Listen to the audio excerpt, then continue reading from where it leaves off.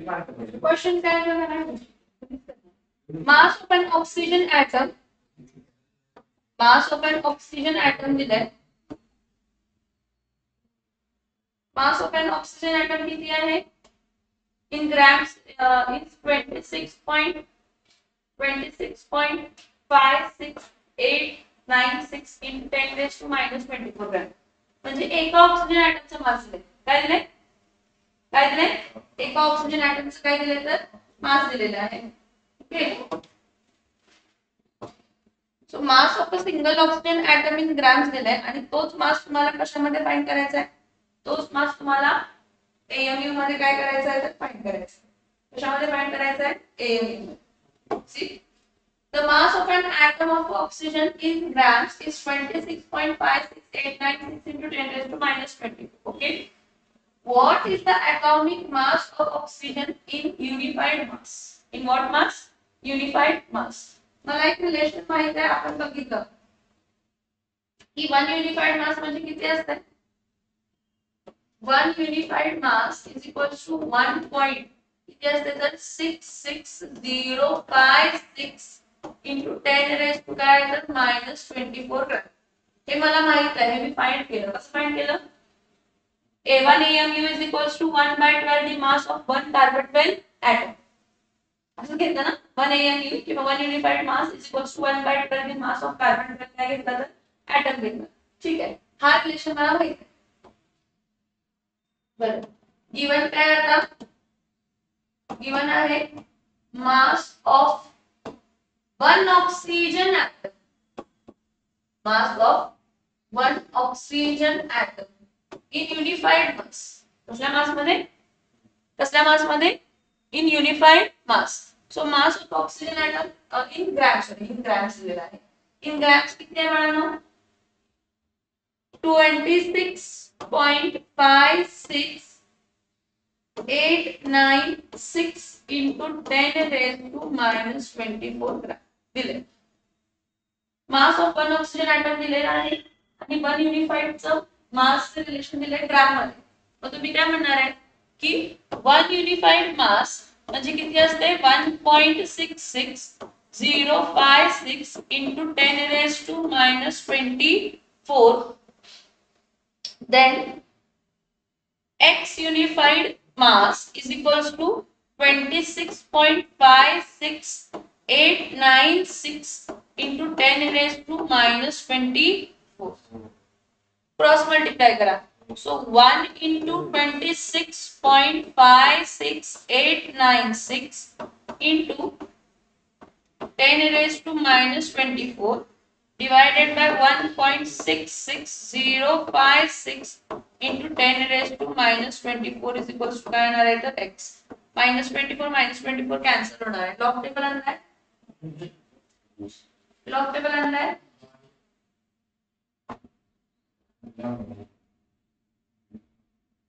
Log table आणल्याशिवाय पण शिकवणार मी. ठीक आहे. नंतर लक्षात घ्या की याचा आन्सर ऍक्च्युअली 15.999 येते. या दोघांचं डिव्हिजन काय येते? 15.99 युनिफाइड इज इक्वल्स टू काय येते तर x. That is 16 unified is equals to x. So till you don't bring the log table, I can't make you to solve the sums. लिहून घ्या आता. ठीक आहे.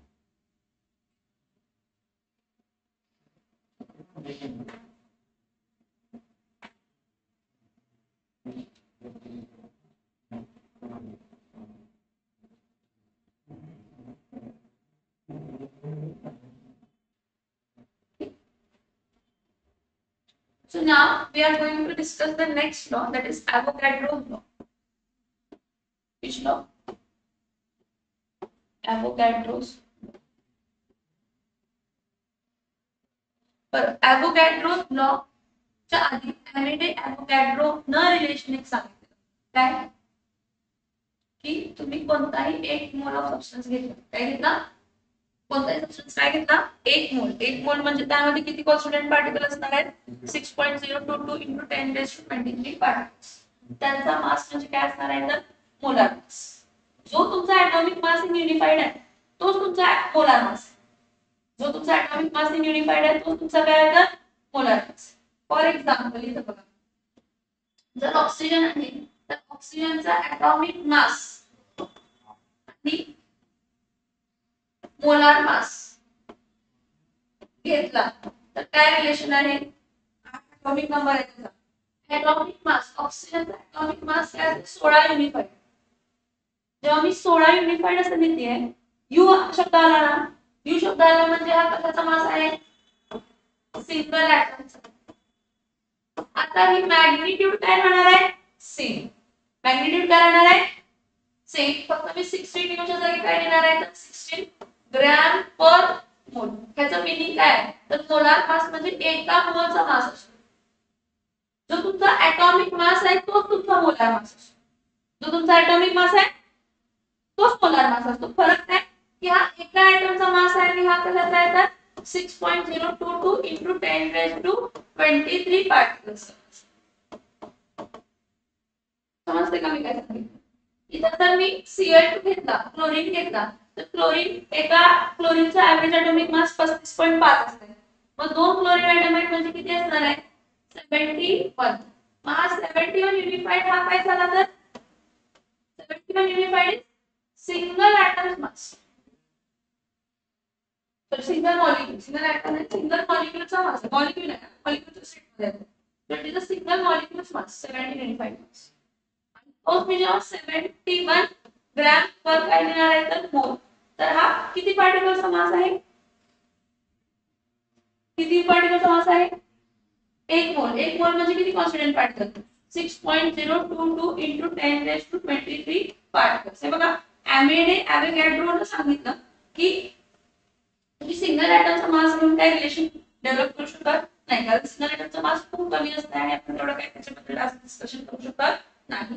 त्यासाठी त्यांना एक रिलेशन काढलं की कोणताही सबस्टन्स घेतला, एक मोल म्हणजे त्यामध्ये किती कॉन्स्टंट पार्टिकल आहे त्यांना म्हटलं 6.022 into 10⁻23 आणि त्यांचा रिलेशन फाइंड केला की त्या 6.022 into 10⁻23 पार्टिकलचा मास किती येत होता, तर त्या 6.022 into 10⁻23 पार्टिकलचा मास इज इक्वल टू त्याचा ॲटॉमिक मास येत होता.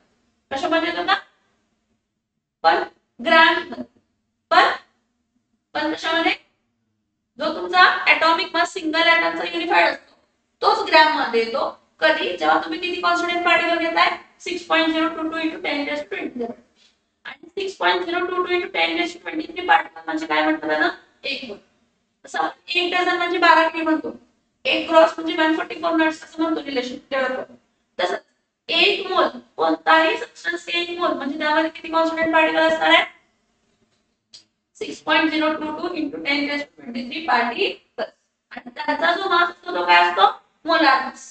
मग तो मोलार मास आपण कसा फाइंड करतो, त्याचा ॲटॉमिक मास जो युनिफाईड मध्ये असतो तोच मास काय असतो, मोलार मास. त्याचा ॲटॉमिक मास जो युनिफाईड मध्ये असतो तोच मास काय असतो तर मोलार. तोच काय असतो मास, तोच मास काय असतो तर काय असतो, molar.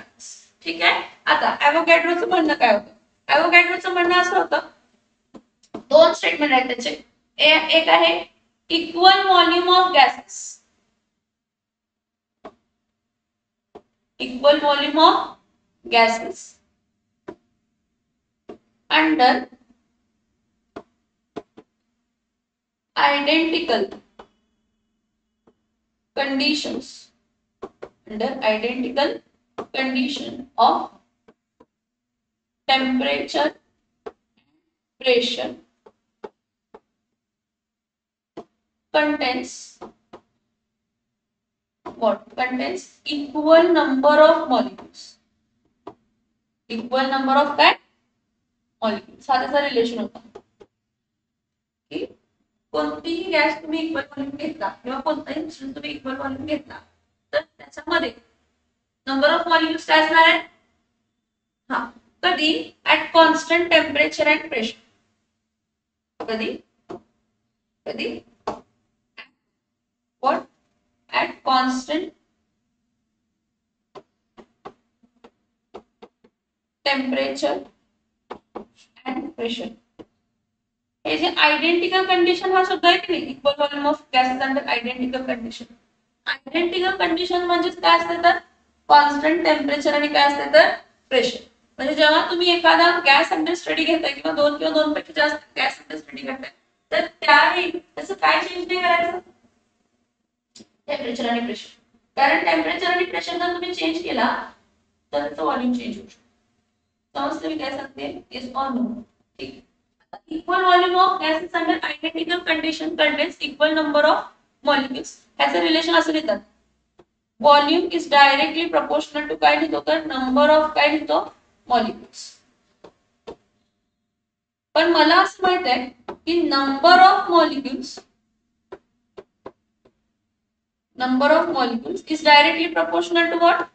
Number of what? Moles. Number of moles is denoted by small n. Number of moles is denoted by small n. So volume is directly proportional to काय असणार आहे तर number of moles. Volume कोणाला directly proportional असणार आहे? Volume directly कोणाला proportional असणार आहे? Number of moles. आता बघा. So V is equals to आपण इथं काय लिहिणार आहे तर Kn. So V upon n is equals to काय लिहिणार आहे तर V upon n is equals to relation कसा झाला, ॲव्होगॅड्रोस लॉ हा पहिला नव्हता. परत अजून एक त्याचा म्हणजे सेम लॉ, तोच लॉ पण आपण थोडासा वेगळ्या वे मध्ये आपण जे घेतो बघा. ह्या स्टेटमेंट बद्दल equal volume of gases under identical condition of temperature and pressure contains what equal number of molecules. ह्याचा बद्दल आपण हा रिलेशन फाइंड केला ना, तर ह्याला काय म्हणू शकतो, at constant temperature and pressure, at constant temperature and pressure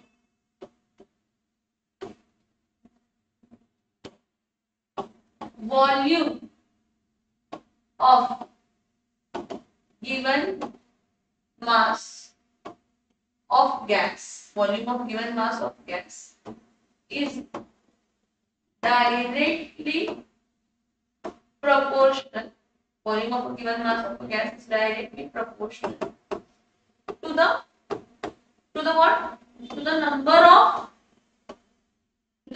of molecules. He statement म्हणू शकतो ना, ह्या कंडिशन मध्ये ही स्टेटमेंट आली ना, ही स्टेटमेंट म्हणू शकतो ना, at constant temperature and pressure volume of a given mass of a gas is directly proportional to what, number of molecules. आणि number of molecules कोणाला directly proportional असतात तर number of moles ला. So volume is directly proportional to आपण काय लिहितो तर number of काय लिहितो तर volume is directly proportional to काय लिहितो number of काय लिहितो moles.